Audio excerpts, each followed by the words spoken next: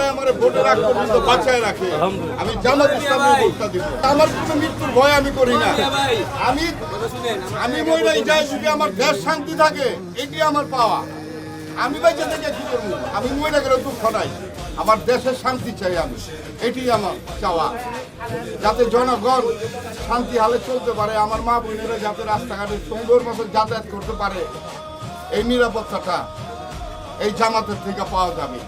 আমি আওয়ামী লীগ দিছি, বিএনপি দিছি, জাতীয় পার্টি দিছি, সবাইকেই দিছি, কিন্তু কোনো ফায়দা পাই নাই। এবারকে আমরা শেষ বয়সে কোরআনের আয়াতে দেশ চলুক, এটা দেখে যেতে চাই। জামাত ইসলাম ইসলামিক দল, এবং তারা আসলে ভালো হবে, মানুষ নামাজি হবে। আমাদের এলাকার কৃতি সন্তান অধ্যাপক শাহিনুর ইসলাম, তারে আমরা চাই।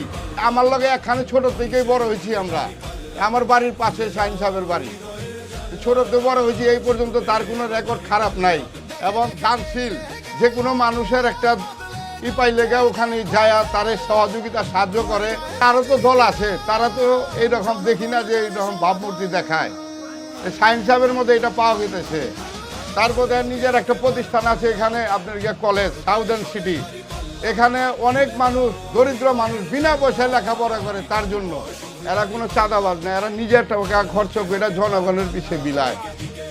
আপনারা সবাই শাহিন সাহেবের ভোট দিয়ে জয়যুক্ত করবেন, এবং পুরা জামাত ইসলামের প্যানেলটাই সারা বাংলাদেশে যাতে ক্ষমতা যায়, আমরা এইটাই আশাবাদী।